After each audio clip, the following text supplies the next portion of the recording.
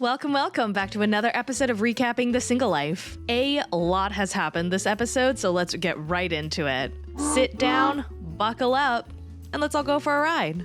Let's start off with Petey the Peacock's ride or die gal, Miss Debbie. Last episode, Miss Debbie went on her second date with Reuben the Cuban, where she told him that her son Julian followed her down to Florida and is hiding in some bushes waiting to give him a full pat down. Despite Reuben letting her know that it's a little weird to be meeting her son so soon into dating, he follows up her proposition by inviting her to his house and meeting his parents. I didn't expect to meet Reuben's dad on our second date. So it's kind of like, okay, maybe he really likes me. So Reuben is the main caretaker for his parents, so his house equals parents' house. Debbie tells us that when she met Osama's parents, she basically felt like Hester Prynne. I might as well walked over in Morocco and had a red A embroidered on my shirt.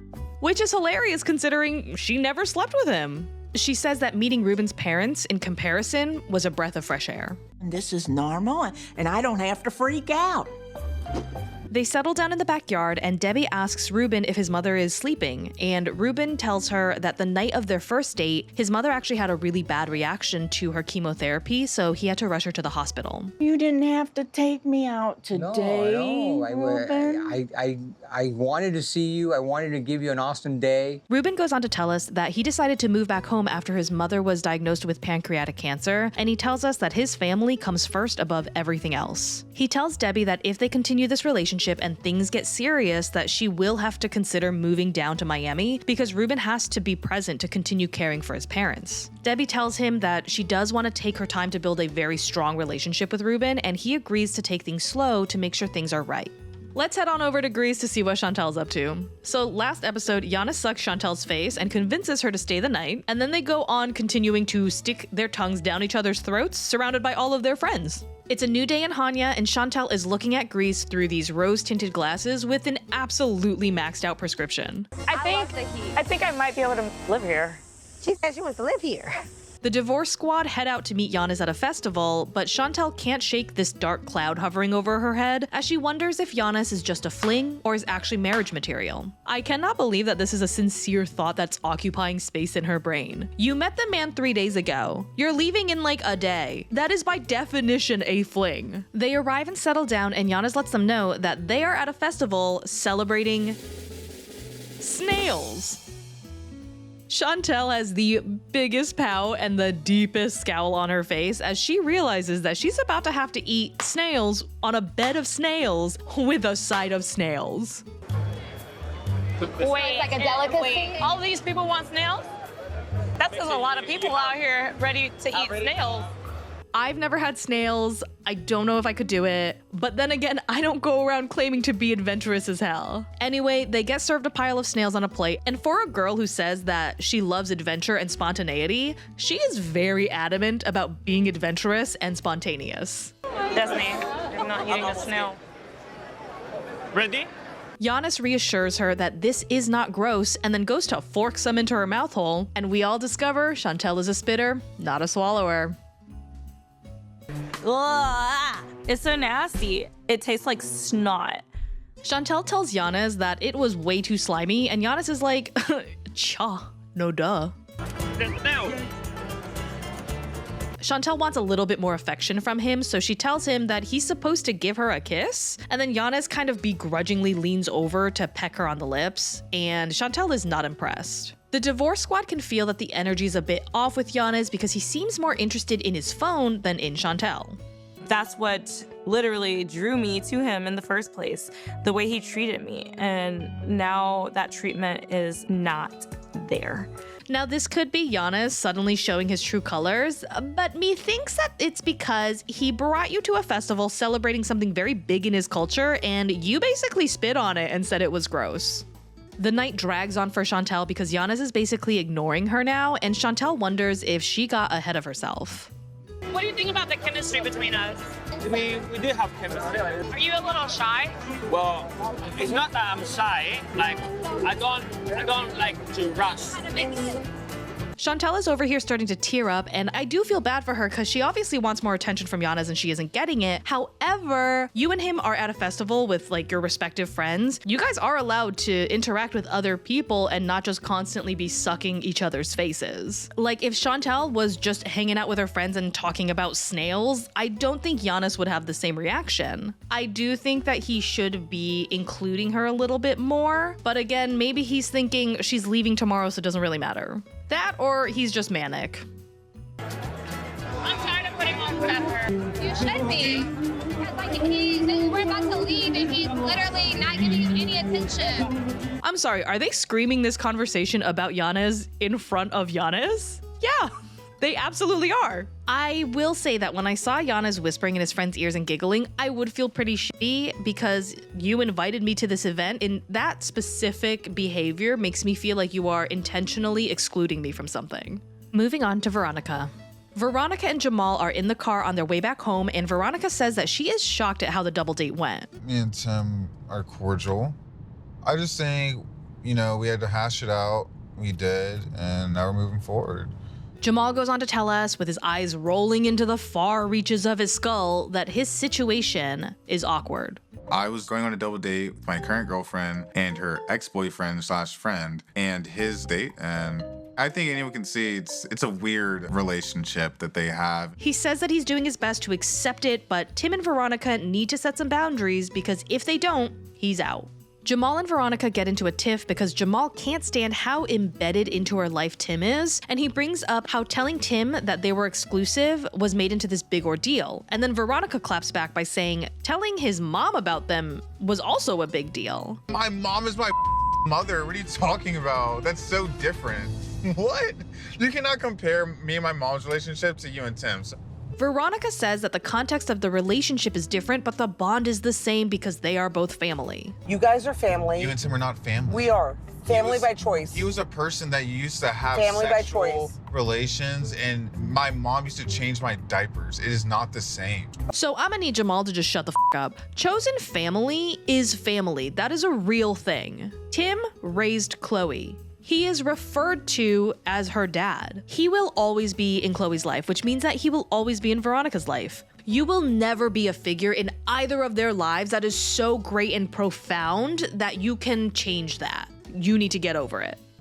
It's a choice I made. All right, we'll keep making those choices and see what it does to us, because it's just weird, so.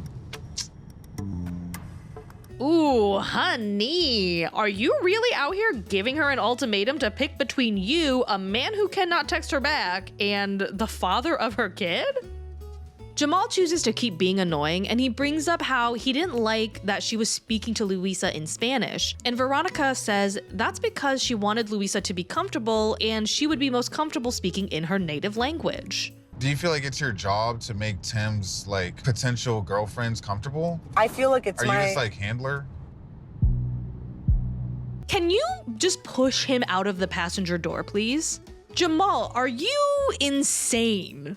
You are asking Veronica if she thinks she needs to make her friend's date feel comfortable? Yes, you yourself have admitted that this situation is awkward. Wouldn't it be nice if Tim felt like he should do his best to make you comfortable? Shouldn't you be happy that she's trying her best to make things work with Luisa and Tim? That definitely is a benefit for you. Veronica says of course she wants to make the people around her comfortable. That's just who she is. Jamal says this is not about you talking in Spanish. And Veronica says yes it is. And he says no it's not. And she says yes it is because that's literally what you asked me. Jamal is so annoying. Mainly because he doesn't know how to ask the right question. He is just repeating it's not about the Spanish, it's not about the Spanish. What he wants to say is why do you keep finding opportunities to embed yourself into Tim's life in a way that he continues to rely on you?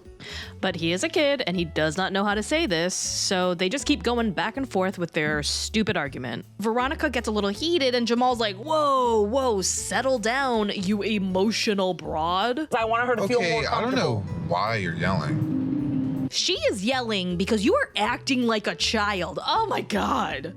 They get home and Jamal continues to choose to be annoying as f***. Wow, it's crazy how you can't just take any type of responsibility. What are you even talking about? Respond Responsibility for what? Being an adult? Making adult choices? Having a relationship with a person and then being able to have a civil, platonic relationship with them afterwards because they are co-parenting a child? Like, what do you want? They head inside and continue arguing, which basically is Veronica trying to explain things to someone who stopped listening yesterday. You look really mad. I am really mad. All right, well, are we gonna be mad all night? Or are we gonna like... Oh my God. Is this what it's like? Dating a child? You asked me a question, I answered, and you didn't accept the answer. Then what did you say? Stop raising your voice at me. Yeah, because why are you yelling at me? Because I raise my voice regularly. But I'm not a child. I enjoy that he's talking at barely above a whisper when he's condemning Veronica for raising her voice at him, when just the other day, he had this exact conversation with Tim when he was the one raising his voice. Veronica says that she can raise her damn voice if she wants to, and Jamal says, fine, then we aren't gonna talk. Veronica takes off her mic and heads upstairs and tells Jamal to do whatever the fuck he wants because she does not care. Oh, I guess I'll just look for a hotel or something. This is like way too extra. Yes, you are right. You are way too extra. So kindly leave the vicinity forever. We're gonna head on over to LA to meet up with Natalie. Last episode, Natalie contemplates the validity of her relationship with Josh, and she goes to meet him with bloodlust sparkling in her little eyes, and Josh can definitely sense it. Josh goes in for a hug, and Natalie nopes herself right out of there. You can tell that she's already emotional and starting to cry, which is definitely not a good sign. Josh goes on to ask her why she looks so sad, and Natalie tells him that she has no idea what is going on. Your word said one stuff, but your action was telling me, Natalie, I don't want you. And when I came to LA, I was hoping it's gonna be like kind of equal, but whatever energy I put, it's just obviously not enough. Josh goes on to say that he was genuinely excited for her to come to LA, and he's really been trying. You tried. It's been almost 2 years. You never invited me to your home. You tried, yeah? You really tried. Josh tries to explain that there were extenuating circumstances. I'm woman 1 in a million, you know? And I deserve a great man. I don't want to be mean, but I think 1 in a million is kind of a stretch. I mean, I empathize with her situation, with her needs not being met and expectations not aligning, but you bother this man at work because you don't know how to download and use Uber. Natalie keeps talking and then she goes for the kill. You weak. And I can't be next to a man who is weak. Yeesh. I thought that was kind of harsh. Josh seems pretty hurt by her words, but he does not fight him. Like, at all. You need somebody that can be around more, or maybe somebody that doesn't have kids. So I'm not able to give you what you want. I'm not. In my lifetime, I have been broken up with twice with the line, I can't give you what you want. Ladies and gentlemen and others, if someone tells you that they cannot give you what you want, believe them. Believe them and walk away, because truly, it is not because they can't. It is because they do not want to. Natalie tells him that she is no longer interested in seeing him anymore, and Josh hangs his head in defeat as if he put up any kind of fight during this conversation. He's like, girl, I care for you, for real. And Natalie's like, dude, shut up. I know you don't love me. I have already love in my life. I love my life, I love my mom. And sometimes you don't have to have men to love. And I know she's crazy, but her pain is real, and it really hurts to see her like this. Sometimes we fall for people who just not for us. And I fall for a guy who distracts me emotionally and makes me weak. Poor baby. I honestly kind of hope that her rent was prepaid for the year. The two share an awkward hug and they say goodbye. I've given her my time, I've given her my attention, I've given her my help, I've given her my connections. What I had to give, I gave her, and it just wasn't enough. Josh is definitely gonna wake up tomorrow feeling lighter, because this definitely hurt Natalie more than him. And I'm not shaming him for not fighting. He should not fight for Natalie, because it's very clear that he cares for her, but he does not actually love her. Natalie goes on to weep against the only stable thing in her life, a random tree. Moving on to John. Last episode, Megan flew out to Las Vegas to watch John get absolutely roasted by his brother, and she learns that John thinks being a dad and having a baby are two different things. John and Megan head out, and things are tense as hell in that car. I'm sorry, And that is not how I expected this to go. So she goes on to tell us that it is very clear that John moving to Texas will be a huge adjustment for him since he's coming from basically having zero responsibilities. It definitely worries me that he is like a hard no on a baby in the future. That would be a deal breaker for me.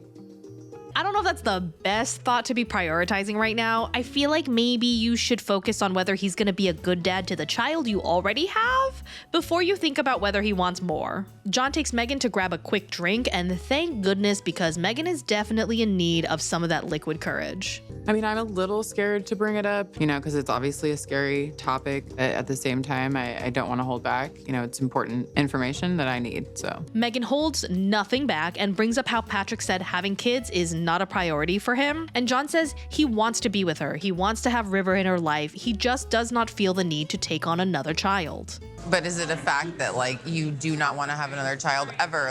You would change your mind, or is that not a possibility? No, it's just it's not a possibility. I could change my mind. Stop dating potential. If having kids is so important to you that you consider it a deal breaker, then don't be with someone who does not want kids but could, I don't know, maybe sort of definitely kind of change his mind. Just don't do that to yourself. I think people can change their minds about having children when they meet the right person, but I don't think it happens right away. I do think that there is some truth in this. I know people who did not want kids who changed their minds later, but I still don't think it's a great idea to get into this thinking, he says he doesn't want kids, but I'm sure I can change his mind. Megan goes on to tell John that there needs to be a deadline for how long they remain long distance. John says, dude, can we just chill? And Megan basically says no. You gotta understand, it's not that easy for me either. I mean, if you don't move, then I don't know how this is ever gonna work. No ultimatums, not today. John is really frustrated because nothing's going right, and he feels like he's being cornered and forced into this idea of moving to Texas. Woo, wait until she forces you to put a baby in her. John knows that this trip was an absolute train wreck, and he tries to reassure her that he wants to be with her, but he just does not like deadlines. I just think that maybe, you could take this time, think about things, and you have to be 100% sure. I am 100% sure. I guess I get frustrated because you don't believe me. I don't know how many times I gotta say it. They say their goodbyes and both of them depart with their fingers and toes crossed that things magically work out.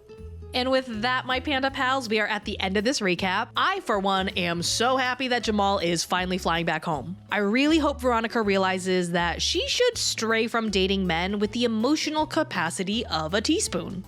Thank whatever Lord is out there that Natalie and Josh broke up, because they were not good for each other. My only concern is that in the up next, Natalie and her mom are at a fertility clinic, and I really hope that it is to freeze eggs and to not put a baby in her. Anyway, thank you so much for joining me. I hope to see you all next time, and as always, thanks for not letting me ride this train wreck alone.